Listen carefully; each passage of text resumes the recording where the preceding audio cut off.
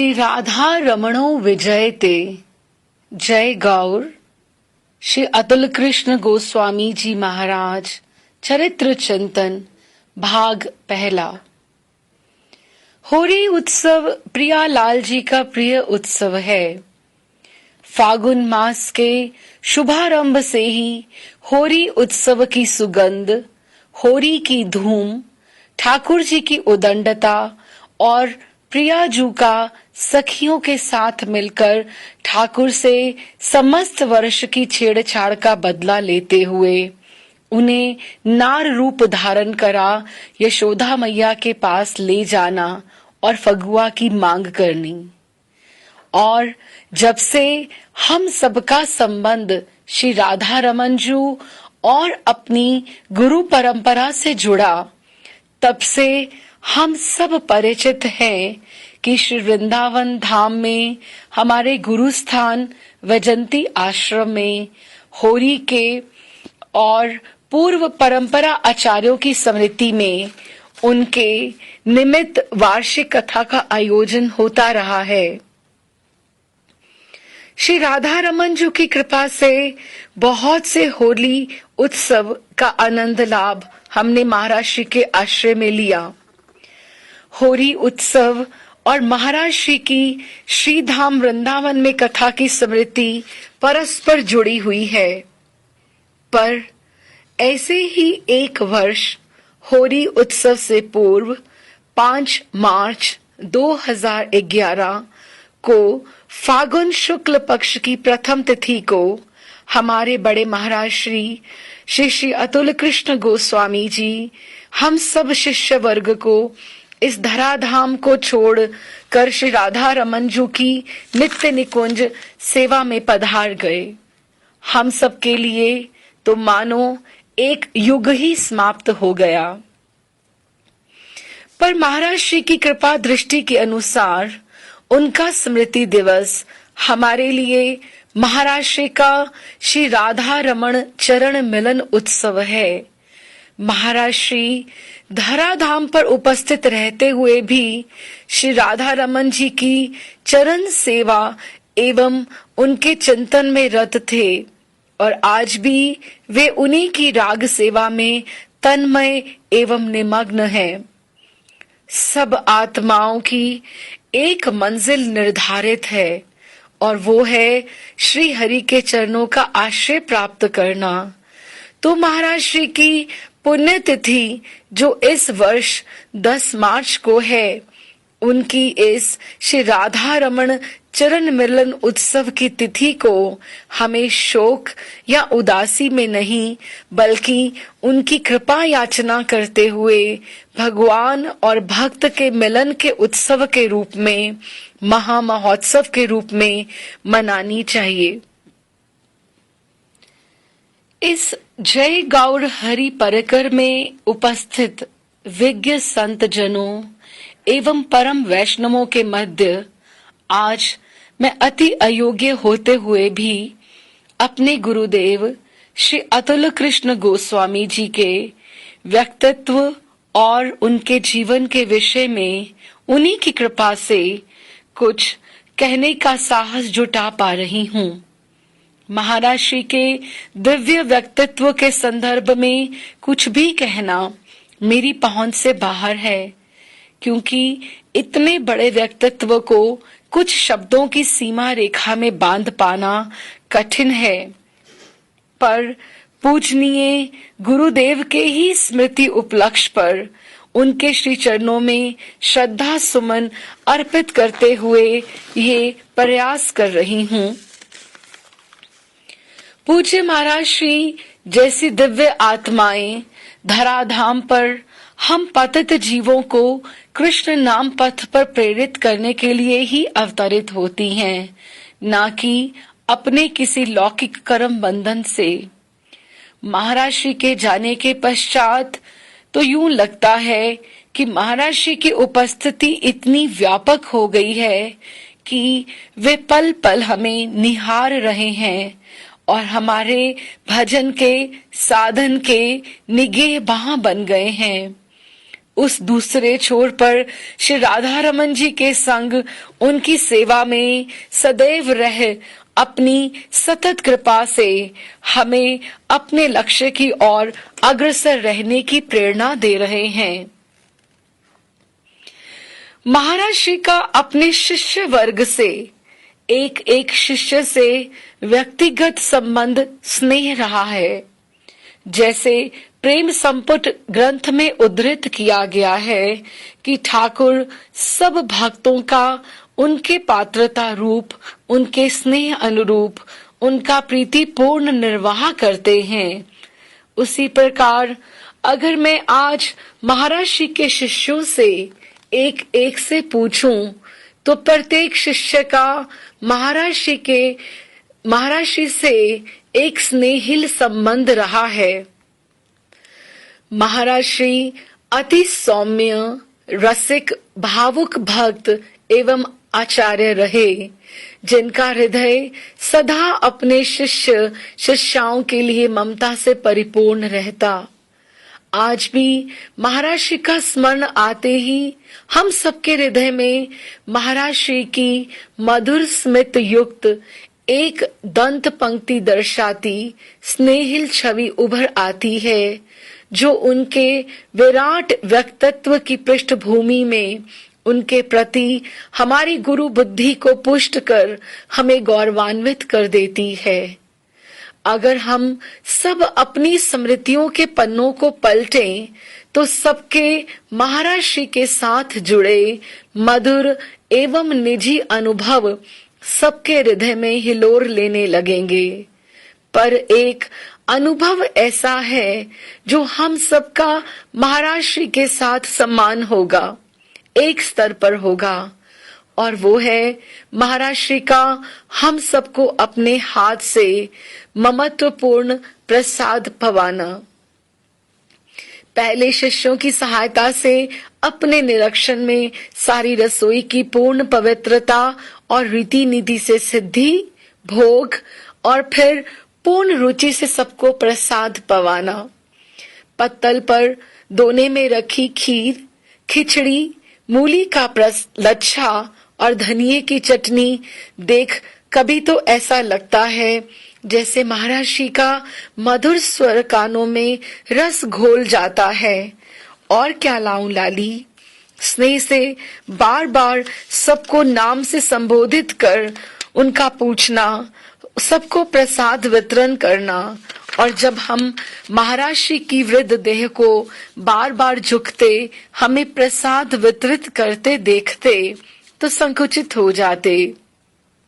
मैं कहती, महाराज श्री पहले आप प्रसाद ले लेते और हम सब उसके पश्चात। तो महाराज श्री हंसते हुए कहते, देखो गुरु की देह माता की देह होती है। जब मैं अपने इतने शिष्य शिष्याओं के मुख से प्रसाद पा रहा हूँ तो मुझे श्रम और भूख कहाँ? आप सबके माध्यम से मेरी भी तो उदर पूर्ति हो रही है ना। और पुनः और खीर का प्रसाद लेने का स्नेह से वे आग्रह करते।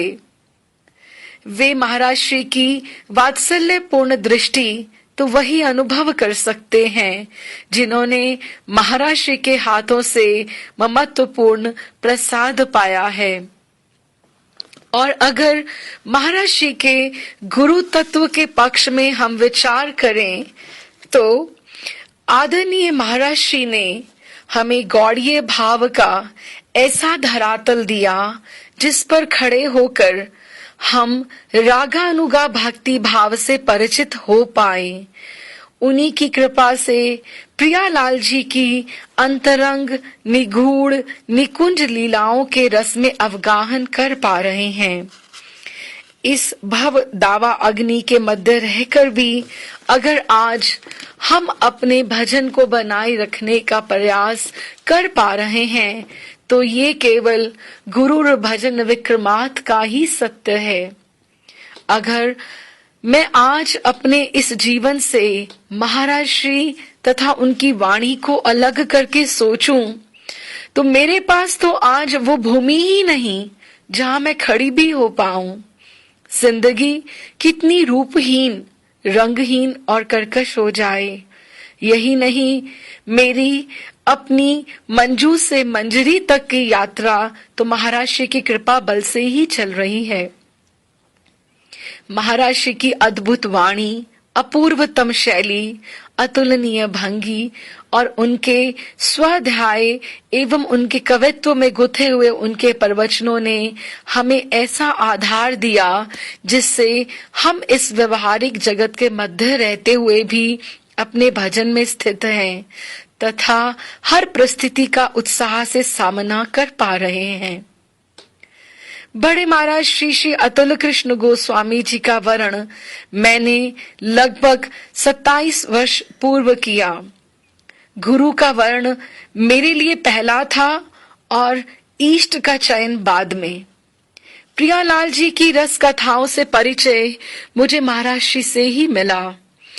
इतने वर्ष दूर रहकर भी मैंने अपने पर तथा अपने पारिवारिक परिवेश में महाराज श्री की अपरोक्ष रूप से कृपा का अनुभव कई बार किया। मुझे महाराज श्री सदैव लाली संबोधित कर बस पुत्री वत स्नेह देते। महाराज श्री की छवि का स्मरण करते मुझे एक प्रसंग याद रहता है कि प्रवचन के बाद महाराज श्री अपनी वृद्ध, गहरी और अनुभवी आंखों से पूछते, लाली कहो कैसा लगा तुम्हें आज का प्रवचन? और मैं सदैव भाव विभोर हो यही कहती, महाराज श्री अतुलनीय, बियॉन्ड कंपेयर। आपकी कथा तो सदा कमान पर रहती है और आपका नाम महाराज श्री आपकी माता जी ने सोचकर ही रखा होगा, श्री अतुल कृष्ण गोस्वामी जी। और महाराज श्री अपनी दंत पंक्ति दर्शाते हुए मुस्कुरा देते। महाराज श्री की सरलता, सहजता, उनकी सौम्यता, उनकी विद्वता और उनका अनुशासन, उनकी रसिकता और उनका कवित्व, उनकी भक्ति और व्यक्तित्व के अभिन्न अंग रहे हैं। यूं तो जय गौर हरि परिकर में 70% भक्त श्री राधा रमन जी आश्रित हैं और हमारी गुरु परंपरा के इतिहास से परिचित और अवगत भी।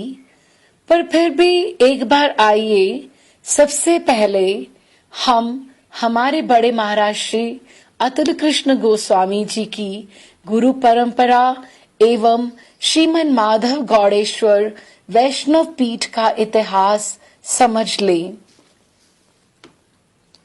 वृंदावन रस भूमि है। भक्तों एवं रसिकों की उपासना का तो ये केंद्र ही है।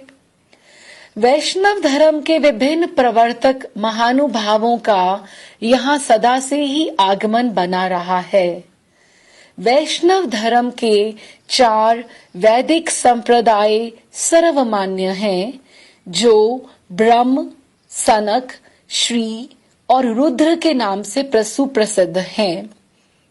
ब्रह्म संप्रदाय के श्री मध्वाचार्य, सनक संप्रदाय के आद्य प्रवर्तक श्री निम्बार्काचार्य, श्री संप्रदाय के श्री रामानुजाचार्य और रुद्र संप्रदाय के आद्य प्रवर्तक श्री विष्णु स्वामी हैं। गौड़ीय संप्रदाय मध्वा अनुवर्ती हैं, जिसके आद्याचार्य श्रीमद चैतन्य महाप्रभु हैं। जैसा कि हमने कहा, श्री वृंदावन रस भूमि है, तो रसिक शेखर आनंद घन विग्रह श्री कृष्ण परम भगवान हैं और श्री राधा रानी हैं उनकी आनंददायिनी अलादनी शक्ति। श्री राधा रानी के पूर्णतम प्रेम का आस्वादन करने के लिए श्री कृष्ण ही स्वयं कलिकाल में श्री राधा भाव एवं गौर कांति धारण कर श्री चैतन्य महाप्रभु के रूप में धराधाम पर अवतरित हुए। श्री चैतन्य महाप्रभु श्री राधा एवं श्री कृष्ण के मिलित तनु हैं। श्रीमन महाप्रभु के रूप में श्री कृष्ण जहां पूर्ण रस के आस्वादक भी हैं, तो परिवेशक भी। जहां आस्वादक के रूप में वे परम रसिक हैं, वहां परिवेशक के रूप में श्री किशोरी जी के भाव आश्रय में अतिशय करुणामय भी हैं। श्री चैतन्य महाप्रभु ने स्वयं भक्त रूप में नाम जप स्मरण करते हुए अपने नित्य पार्षदों के संग सामूहिक हरि नाम संकीर्तन का पथ हमें दर्शाया। आज से 500 वर्ष पूर्व श्री चैतन्य महाप्रभु ने ब्रिज में प्रवेश कर यहाँ के दुर्लभ भगवत लीला स्थलों को उजागर किया। श्री चैतन्य महाप्रभु ने संपूर्ण विश्व में श्री कृष्ण प्रेम भक्ति रस धारा का प्रवाह किया और परिणाम स्वरूप असंख्य वैष्णवों ने उनके चरण कमल का आश्रय लिया। इन परम वैष्णव जनों ने भगवद शुद्ध प्रेम का अनुभव कर अपना संपूर्ण जीवन भक्ति प्रेम प्रचार के लिए अर्पण कर दिया। महाप्रभु के नित्य पार्षद गणों में षड गोस्वामी पाद, श्री रूप गोस्वामी पाद, श्री सनातन, श्री रघुनाथ भट्ट, श्री रघुनाथ दास गोस्वामी पाद, श्री जीव गोस्वामी जी और श्री गोपाल भट्ट गोस्वामी जी प्रमुख शिष्य हुए और उन 6 में से अन्यतम थे श्री गोपाल भट्ट गोस्वामी। महाप्रभु ने श्री दक्षिण की यात्रा के दौरान बालक गोपाल भट्ट जी को, जब वे लगभग 11 वर्ष के थे, सविधि दीक्षित किया और अपने इस दीक्षित शिष्य को अपने सर्वस्वरूप उत्तराधिकारी के रूप में ग्रहण वरण किया। महाप्रभु की आज्ञा से गोपाल भट्ट जी वृंदावन आए और उन्होंने श्री राधा कृष्ण लीला की कई प्राचीन स्थलियों का उद्धार किया। श्री चैतन्य महाप्रभु ने अपने भजन में बैठने का पट्टा, आसन एवं निज डोर को पीन पट श्री गोपाल भट्ट जी को प्रदान किया और उन्हें श्रीमन माधव गौड़ेश्वर वैष्णव पीठ का आचार्य नियुक्त किया। वहां वृंदावन में भक्ति साधना निर्वाह करते हुए उन्होंने कई ग्रंथों की भी रचना की, जिनमें से हरि भक्ति विलास, षड संदर्भ कारिका, सत्क्रिया सार दीपिका, संसार दीपिका इत्यादि प्रमुख हैं। श्री गोपाल भट्ट गोस्वामी जी की अनन्य प्रेम भक्ति के वशीभूत होकर स्वयं भगवान श्री कृष्ण द्वादश शालिग्राम शिला से त्रिभंग ललित श्री राधा रमन जी के स्वरूप में वैशाख शुक्ल पूर्णिमा सन 1599 को प्रकट हुए। श्री गोपाल भट्ट जी के सर्वप्रथम प्रिय शिष्य गोपीनाथ जी के अनुज श्री दामोदर गोस्वामी जी को श्री राधा रमन जी का सेवा भार सौंपा गया। श्री दामोदर गोस्वामी जी की अर्धांगिनी लोक जननी श्री सौदामिनी देवी जी पति परंपरा के परम अनुरूप नारी गौरव को बढ़ाने वाली आदर्श गृहिणी, उत्कृष्ट उपासिका, सरस भाव प्रवीणा, अति करुणा और उत्साहमयी साध्वी थीं। श्री राधा रमणीय गोस्वामी समाज इन्हीं श्रीमन माधव गौड़ेश्वर वैष्णव संप्रद आचार्य श्री दामोदर गोस्वामी पाद और श्रीमती सौदामिनी देवी जी की संतान है।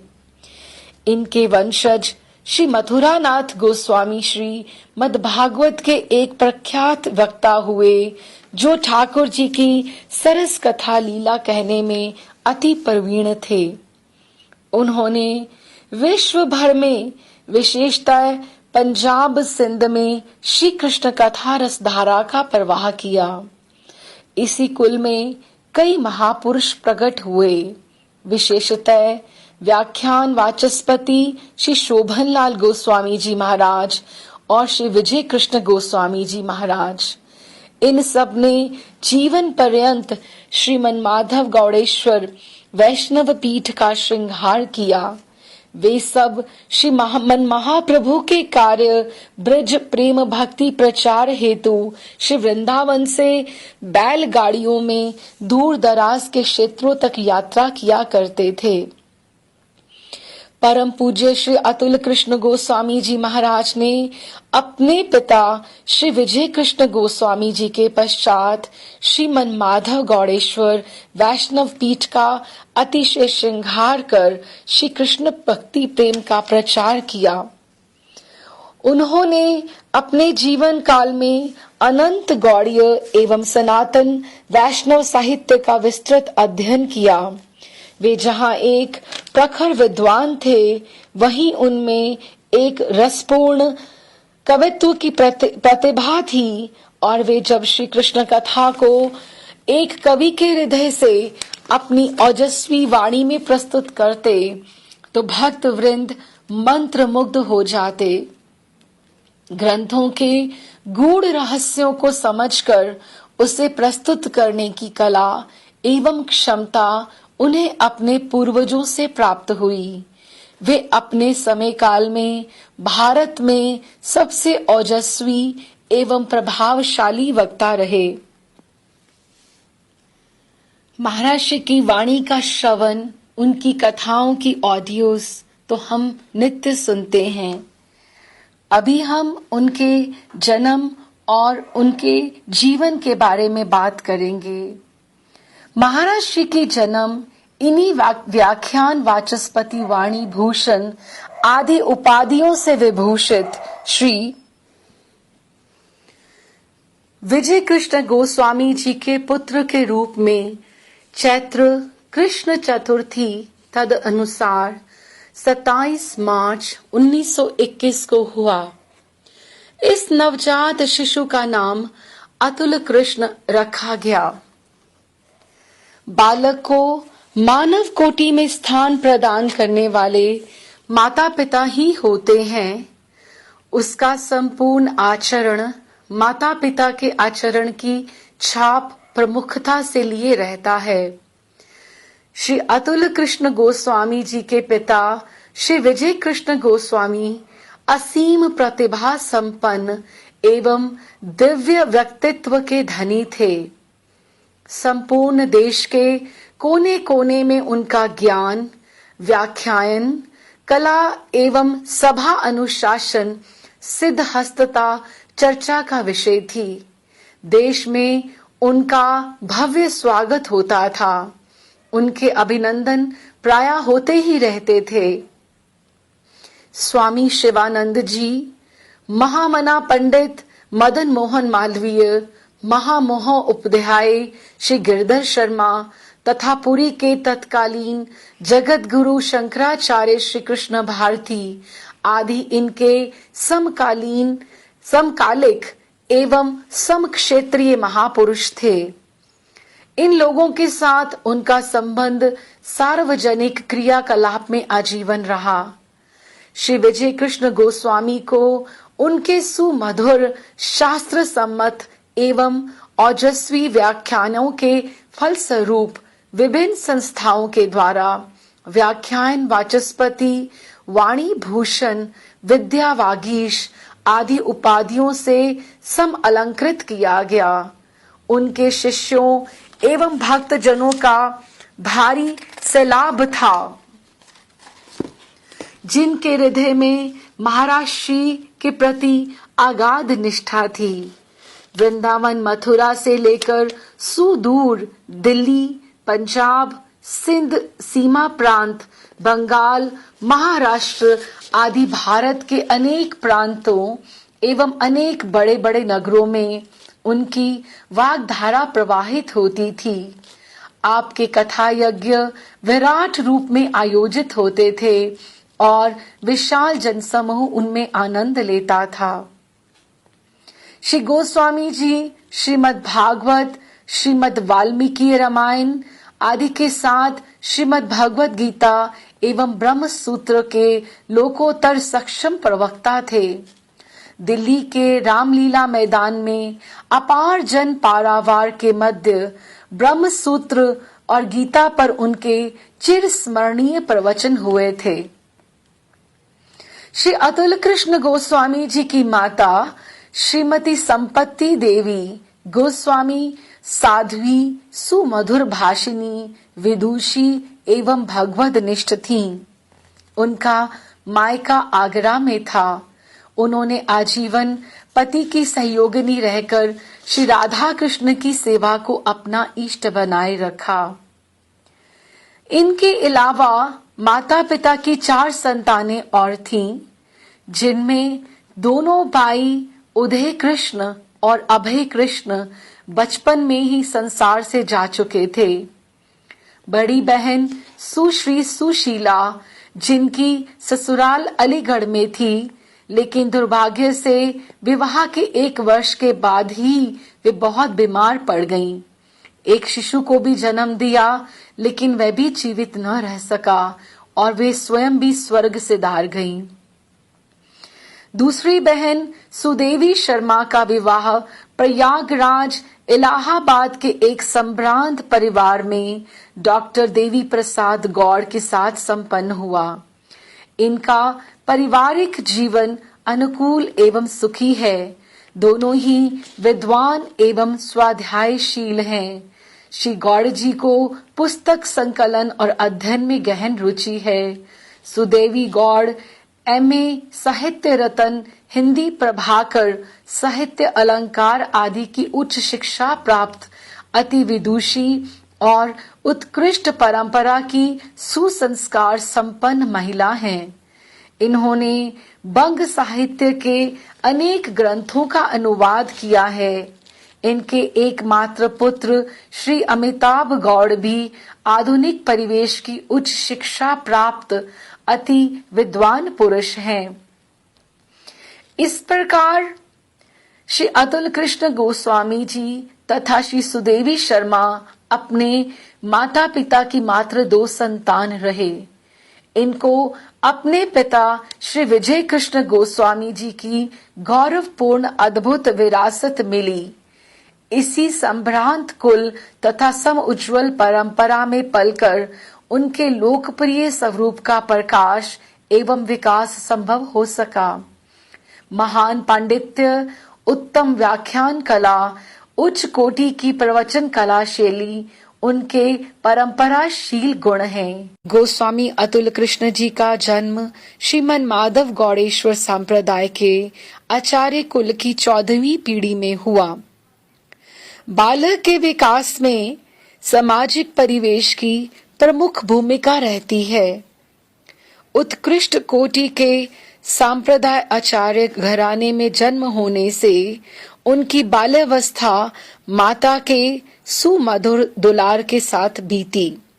पर बालक अतुल कृष्ण के जन्म काल से ही इनकी माताजी का स्वास्थ्य बहुत अनुकूल नहीं रहता था। आप भी बालकपन में अति सुकुमार और कृशकाय थे और थोड़े से व्यतिक्रम से अस्वस्थ हो जाते थे। एक और माता रोग से पीड़ित थीं, वहीं उन्हें शिशुओं की देखरेख करनी पड़ती थी, क्योंकि पिताजी तो प्रचार कथा तथा सम्मेलनों के कारण ज्यादातर घर से बाहर ही रहते थे। छोटे भाई उदय कृष्ण, जो अति सुंदर एवं तेजस्वी थे, 4 वर्ष की उम्र में ही विसूचिका बीमारी से चल बसे और उसके 1.5 वर्ष बाद छोटे भाई अभय कृष्ण की भी मृत्यु हो गई, जिसका आघात माता के लिए असह्य था। दोनों भाई उदय और अभय के बाल्यावस्था में ही काल का विलत हो जाने का प्रभाव बालक अतुल के मन पर गहरा पड़ा और फिर कुछ ही समय उपरांत जब अतुल जी मात्र 9 वर्ष के ही थे, उनकी माता संपत्ति देवी का असामयिक निधन हो गया। इस प्रकार की विषम परिस्थितियों ने गोस्वामी जी को गंभीर और चिंतनशील बना दिया। माँ की अनुपस्थिति में महाराज श्री के लिए उनकी दादी माँ ही सर्वस्व थीं। यही कारण है कि उनकी स्मृति में दादी माँ का वात्सल्यमय स्नेह सदैव विद्यमान रहता रहा है। जिस पर कार बालक के माता न हो और पिता भी घर बाहर के कार्य से घर से बाहर रहते हों, तो उसको निश्चित ही अव्यक्त चिंता घेरे रहती है। लेकिन दादी माँ ने उन्हें कभी किसी अभाव का बोध ही नहीं होने दिया। वे अति उदार और सरल हृदय थीं। उनके धार्मिक परिवेश के पीछे उनकी इन्हीं दादी माँ की प्रेरणा थी, जो अति सुप्रसिद्ध रस उपासक श्री राधा वल्लभ संप्रदाय के अति संपन्न और ख्याति प्राप्त परिवार की पुत्री थी। इनके पिता तो वदान्य महापुरुष थे ही। इनके भतीजे श्री सुखलाल गोस्वामी तथा श्री हितानंद गोस्वामी भी विद्वान एवं वैष्णव जगत में समादृत थे। महाराज का इनके साथ बड़ा ही स्नेहिल संबंध रहा तथा श्री मुकुट वल्लभ जी गोस्वामी के साथ बड़े होने पर निरंतर काव्य गोष्ठी चलती रहती थी। यही महाराज श्री की दादी जी के राधा वल्लभीय होने पर मुझे एक और चर्चा जो एक बार महाराज श्री से हुई उसका स्मरण हो आया। महाराज श्री ने कहा, बहुत पीढ़ियों से राधा रमणीय गोस्वामी घरों की बेटियां श्री राधा वल्लभीय गोस्वामी घरों में ब्याही चाहती थीं और राधा वल्लभीय घरों की राधा रमणीय गोस्वामी घरों में। इससे जहां रक्त की शुद्धता का आश्वासन रहता, वहां राधा वल्लभी पुत्रियां राधा वल्लभ ठाकुर का स्नेह बाल्यपन से पाती और राधा रमन जी का स्नेह ससुराल में। और जहां दोनों गोस्वामी घरों में दोनों ठाकुरों की छवि की पूजा अर्चा इकट्ठी होती, वहीं बच्चों को भी ननिहाल और अपने घर में समान स्तर पर अच्छे मित्रों का संग भी मिलता। इसी कारण महाराज श्री की बचपन से ही राधा वल्लभीय गोस्वामी बालकों से घनिष्ठता रहती थी। इस प्रकार महाराज श्री को समाज और धर्म के नाम पर सुसंस्कार पूर्ण वातावरण मिला, जिसका प्रतिफल उनके आचरण में पग पग पर दिखाई पड़ता है। उनकी सौम्यता, मृदुता एवं धर्म प्रियता तो आभूषण बन गई थी। उनका जीवन अतीत की करुणा, दया एवं परोपकार की अनेक भावनाओं के मध्य आगे बढ़ता रहा। भावुकता के प्रादुर्भूत होने की परिस्थिति और परिवेश ने बचपन से ही उन्हें अनुभूतिमय बना दिया था। ठीक उसी तरह जैसे किसी महान व्यक्ति के व्यक्तित्व विकास में कण कण करके जुड़ती हुई पूंजीभूत भावनाएं उसकी संपूर्णता की वाहक होती हैं। बालक अतुल कृष्ण की प्रारंभिक शिक्षा रसभूमि वृंदावन में ही हुई, जहां उन्होंने पाठशाला जाने के साथ साथ अपने पिता श्री विजय कृष्ण गोस्वामी जी के शिक्षा गुरु पंडित जयदेव जी, जो अपने आप में उत्कृष्ट कोटि के महात्मा एवं विद्वान थे, से अमरकोश एवं लघु सिद्धांत कौमुदी का स्वगत अध्ययन किया। गुरुजनों का आशीष ही वह संबल है जो व्यक्ति के जीवन को गति देने में बहुत सहायक होता है। महाराज श्री के बचपन के संस्मरणों में ऐसे गुरु पंडित जयदेव जी के शिष्य वत्सलता की अद्भुत शैली देखने में आती है। श्री जयदेव जी अपने समय के सर्वगुण संपन्न, सदाचारी, तपस्वी और मनस्वी महानुभाव थे। स्वयं विद्वान होने पर भी वे नित्य प्रति नियम से अपने युग के एक महापुरुष सार्वभौम श्री मधुसूदन गोस्वामी पाद के चरणों में अति विनम्रता पूर्वक श्रीमद् भागवत का स्वाध्याय करते थे। इनके स्वयं के भी युग प्रसिद्ध मेधावी छात्र थे। श्री अतुल कृष्ण गोस्वामी के पिता श्री विजय कृष्ण तथा उनकी पीढ़ी के महतजन श्री माधवलाल गोस्वामी, श्री रामचंद्र गोस्वामी, श्री बिहारी लाल गोस्वामी तथा दूसरी पीढ़ी महाराज श्री की पीढ़ी के शिष्यों में महाराज श्री के अग्रज अद्वितीय सार्वभौम विद्वान श्री रास बिहारी गोस्वामी, अभिनव व्याकरणाचार्य श्री हरिचरण गोस्वामी, श्री गौर कृष्ण गोस्वामी तथा अति तेजस्वी और प्रतिभा संपन्न श्री हेमांग गोस्वामी इत्यादि प्रमुख थे। पंडित श्री जयदेव जी गिरधारी मंदिर में ही विराजते थे। उनका जीवन का ध्येय विद्या का दान था और प्रसन्न होकर छात्रों को आशीर्वाद तथा ममता का प्रसाद देते थे, लेकिन प्रतिकार में शिष्यों से उन्हें कुछ भी स्वीकार्य नहीं था।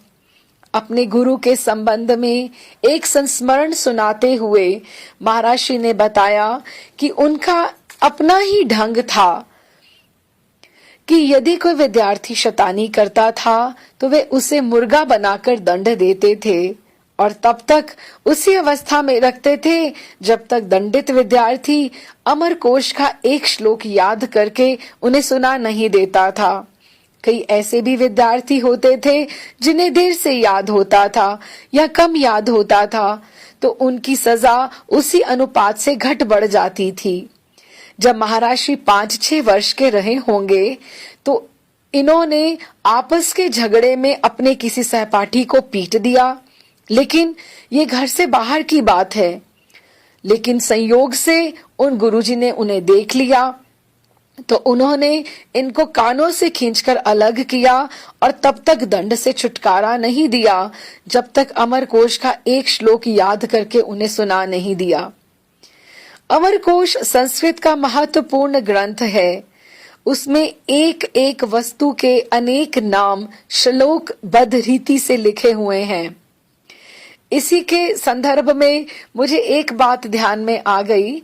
जिन्होंने महाराज श्री की कथा का श्रवण किया है उन्हें ज्ञात है कि महाराज श्री की काव्य शैली सुनते ही बनती, श्रोता मंत्रमुग्ध हो जाते। और जब कथा में महाराज श्री एक ही शब्द की अभिव्यक्ति में 17-18 पर्यायवाची अर्थात सिनोनिमस की अनायास ही सहजता से झड़ी लगा देते तो श्रोता तो मानो हतप्रभ से हो जाते थे। ये शायद महाराज श्री का बचपन से ही अमरकोश पर ही अधिकार था, जो वे इतनी सरलता से एक ही लय में एक ही अर्थ के कितने ही शब्द एक श्वास में बोल भक्त वृंद को मंत्रमुग्ध कर देते। बालक अतुल कृष्ण को ऐसे प्रतिभा संपन्न गुरुओं का मार्गदर्शन मिल रहा था जो उनके भीतर स्थित व्यक्तित्व और उनकी प्रतिभा को और निखार रहे थे। पुराने शिक्षाविदों की अमरकोश याद कराने की विधि वैज्ञानिक थी या अवैज्ञानिक, ये तो दूसरी बात है, परंतु संस्कृत में निष्णात हुए विद्यार्थी तभी निकलते थे। वृंदावन से 7वीं कक्षा पास करने के उपरांत किशोरी रमन कॉलेज मथुरा से महाराज श्री ने 8वीं कक्षा पास की। तदनंतर 9वीं कक्षा से जालंधर पंजाब अध्ययन का केंद्र रहा। वहां भी पंजाब में महाराज श्री के जीवन को ऐसे गुरुओं से प्रकाश मिला जो अनुपमेय थे, जिनकी प्रतिभा एवं परिश्रम पद्धति राग द्वेष से परे थी, जिनका व्यक्तित्व सामने वाले के लिए आदर्श था। इनके गुरुओं में जालंधर पंजाब के श्री खैराती राम शास्त्री व्याकरण निष्णात पंडित थे, जो अपने समय में पंजाब प्रांत के प्रचंड शास्त्रार्थी एवं अग्रगण्य पंडित थे। उनसे ही महाराज श्री ने व्याकरण तथा साहित्य का ज्ञान प्राप्त किया था। विद्यार्थी काल में ही आपको पिताश्री के साथ बड़े बड़े जनसमूह से भरे पंडालों में, गोष्ठियों तथा सम्मेलनों में बोलने का निमंत्रण और सुयोग मिलना आरंभ हो गया। इन्हीं दिनों सन 1935 में जब बालक अतुल 14 वर्ष के थे, हिंदू कॉलेज अमृतसर के विराट प्रांगण एवं मोगा की सनातन धर्म सभा में दिए गए प्रवचन इनके धार्मिक एवं सामाजिक परिवेश की देन के कारण ही चिरस्मरणीय हैं। इस प्रकार आप दिनों दिन धार्मिक क्रियाकलापों में बढ़ चढ़कर हिस्सेदारी रखने लगे, जिसके मूल प्रेरक आपके पिताश्री तथा राधा रमण मंदिर के गोस्वामियों की सुदीर्घ वंश परंपरा की धार्मिक भावना ही थी। इसके आगे अब हम कल श्रवण करेंगे। श्री राधा रमणाय समर्पणम। श्री राधा रमणो विजयते